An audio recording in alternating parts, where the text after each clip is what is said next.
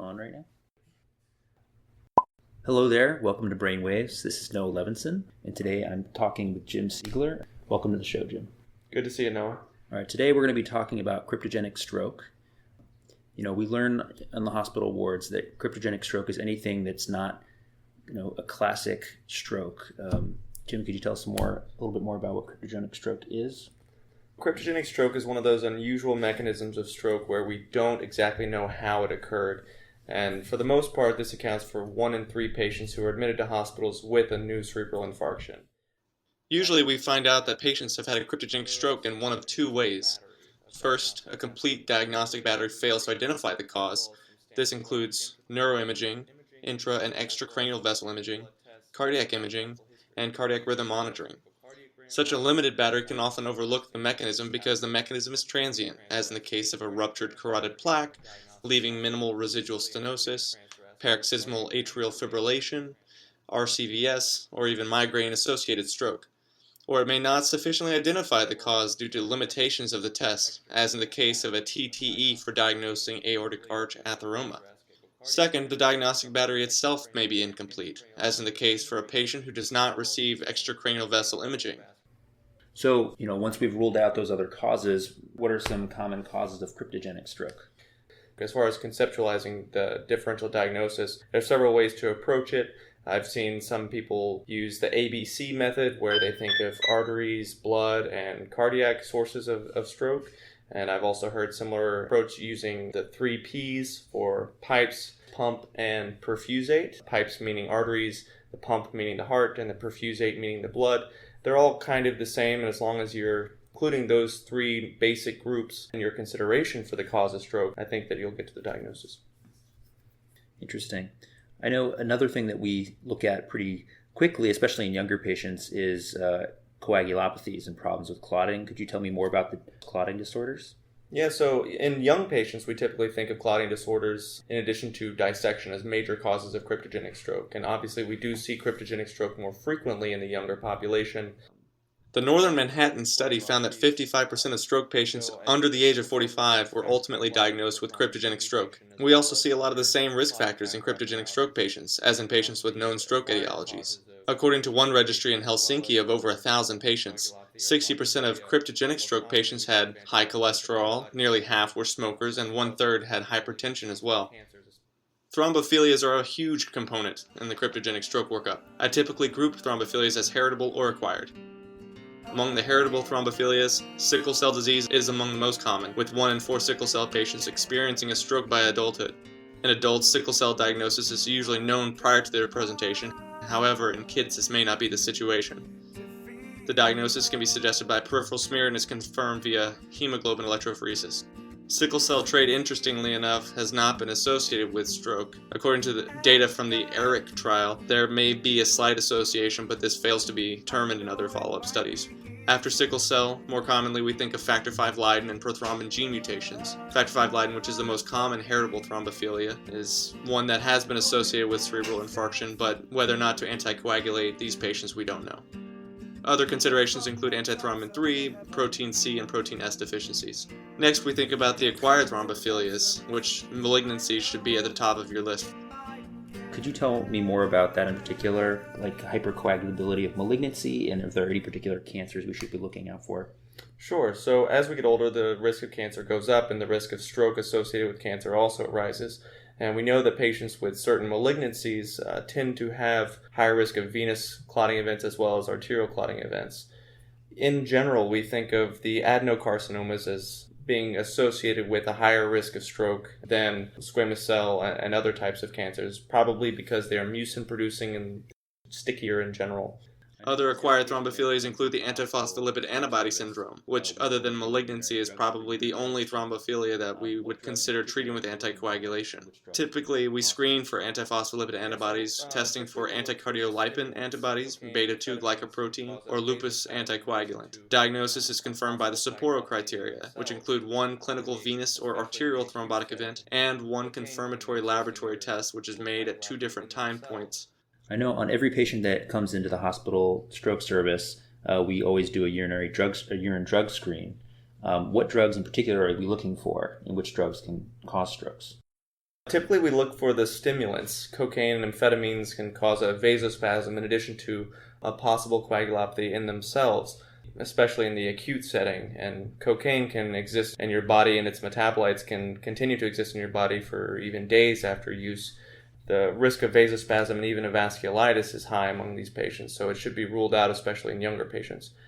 As far as other substances, K2, which is a synthetic cannabinoid, is being increasingly used by younger people, and it's been associated with its own vasculitis as well as RCVS and intracerebral hemorrhage. We talked about certain genetic predispositions to cryptogenic stroke, particularly the inherited thrombophilias. Are there any other genetic causes of stroke that we should be looking out for?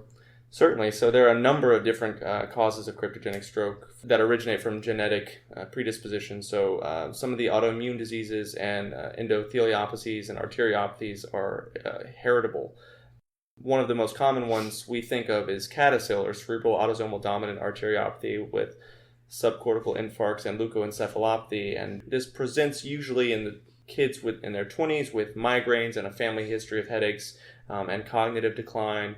Sometimes this is stepwise, which makes sense given that there's a stepwise increase in the accumulation of infarcts over time.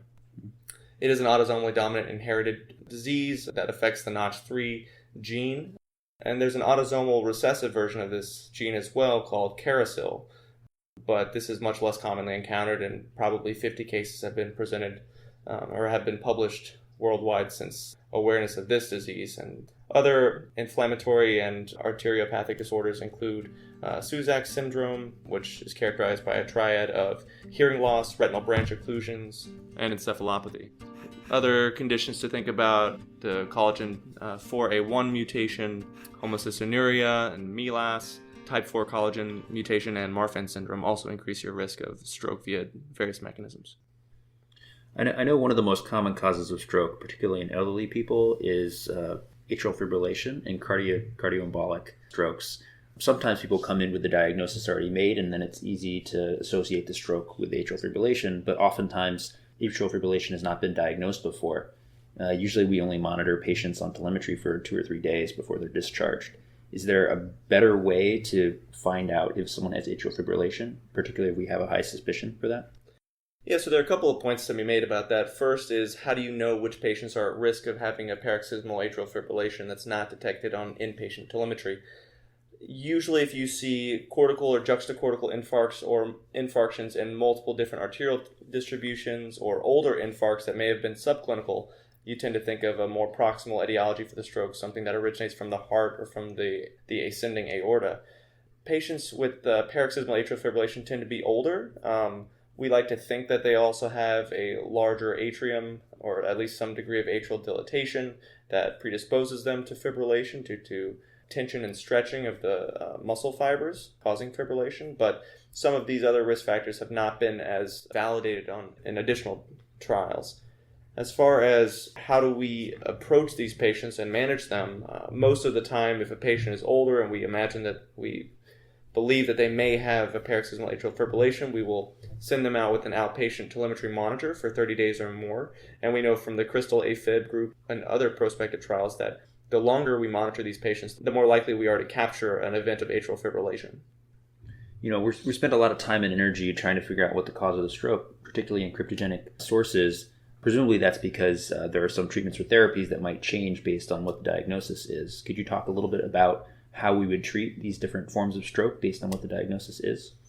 Sure. So if you have a younger patient and they come in and they present with a dissection of the cervical arteries, typically we'll manage them with aspirin for 3 months or more. If they have an underlying reason for the dissection, such as fibromuscular dysplasia, we may be more inclined to work them up for that and consider a renal ultrasound. If a patient abuses substances, we would provide them with substance counseling. For patients who have some thrombophilic disorders, such as antiphospholipid antibody syndrome, we may consider lifelong anticoagulation, usually with a vitamin K antagonist, but treatment of other heritable thrombophilias is actually not as clear-cut as far as whether we should treat them with long-term anticoagulation. Oftentimes we'll just use aspirin or clopidogrel. In patients with thrombophilia associated with malignancy, the treatment of choice is going to be low molecular weight heparin, until a time that the cancer is fully treated or for the rest of the patient's life. For patients that we suspect have paroxysmal atrial fibrillation, but we have not proven it, and they continue to have recurrent strokes on an antiplatelet agent, we may be more inclined to be aggressive with therapies and may go from an aspirin or a clopidogrel regimen to one of the newer oral anticoagulants or vitamin K antagonists as well. As far as future trials go, there are a number of different trials that are ongoing comparing certain anticoagulation regimens to best medical therapy with an antiplatelet agent in patients with cryptogenic stroke, one of which is Navigate ESUS and another one of which is Respect ESUS, both of which are comparing one of the newer oral anticoagulants against aspirin. So it seems like in a lot of these situations, really it's a decision about anticoagulation versus an antiplatelet agent. Could you tell me a little bit more about the evidence for deciding to use those different therapies? That was a subgroup analysis of the WARS trial, where patients with an unknown stroke mechanism, according to the TOES criteria, were found to have favorably responded to an anticoagulant. Interesting. And just like as we're finishing up now, I think it might be helpful for people to hear kind of a framework for how you would go through a diagnostic process in someone who has cryptogenic stroke. So maybe you could talk through what you would do in a younger patient and then what you would do in an older patient in terms of the workup. In a younger patient, somebody who's under the age of 45 or 50, I would consider heritable causes of thrombophilia, drugs, and dissection. Mm-hmm. And in an older patient, I would think of paroxysmal atrial fibrillation and malignancy as some of the more common causes of cryptogenic infarct. So in a younger patient, I would pursue diagnostic testing for drugs, and I would obtain more family history, vascular imaging to determine if there are other vascular problems as well. And in an older patient, I would make sure that they are up to date on their malignancy screening, breast cancer screening with mammograms for women and colon cancer screening for men and women, as well as 30 days minimum for cardiac telemetry as an outpatient. One thing that I remember hearing a lot of talk about, especially in medical school, was PFOs as a cause of cryptogenic stroke. And it seems like we don't discuss that much anymore. Can you tell me more about whether PFOs cause cryptogenic stroke or not?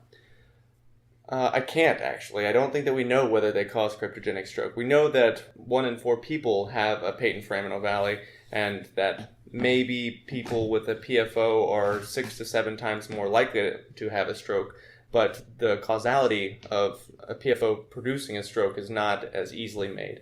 There have been 3 major clinical trials in 2012 and 2013, all of which were published sequentially in the New England Journal, that failed to show that closure of a patent foraminal valley actually reduced risk of stroke. And only in a subgroup analysis of one of those trials, the RESPECT trial, was there any clinical benefit. Thanks, Jim. This is a really informative talk. Before we finish up, is there anything else you'd want to say about cryptogenic stroke? Cryptogenic stroke is common. 1 in 3 patients with stroke will ultimately be diagnosed with a cryptogenic infarct. The mechanisms of this type of infarct are very different from those seen in large vessel, small vessel, and cardioembolic disease, and require a dramatically different and more aggressive workup. As many as 30% of these patients with cryptogenic stroke will have a recurrence of their event, and these patients also require more aggressive therapies. Ongoing trials like Navigate ESUS and others will hopefully address this issue by randomizing patients with cryptogenic stroke to anticoagulation versus aspirin or other antiplatelet therapies, and hopefully we'll find more optimistic therapeutics going forward. Thank you so much, Jim, for coming here today to talk to us about cryptogenic stroke. That was very informative for me, and I'm sure it will be for everyone else that listens to this podcast. Thanks for having me. The depths of the seas, I know it might get better.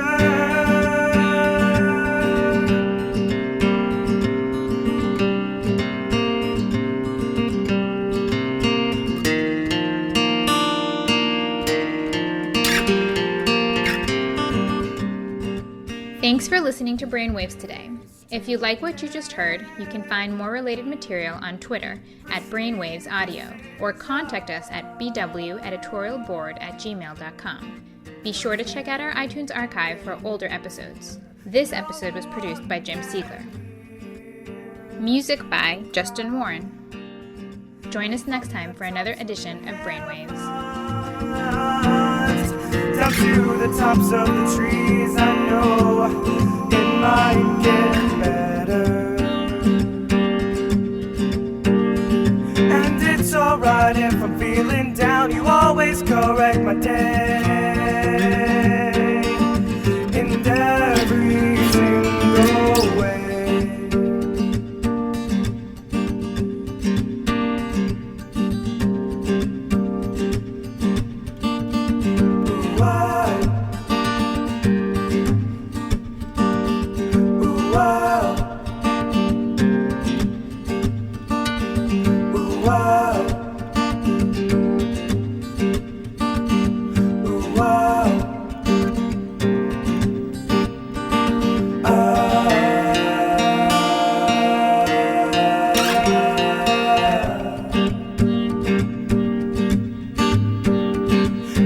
from the tops of the heavens down to the tops of the trees. I know in my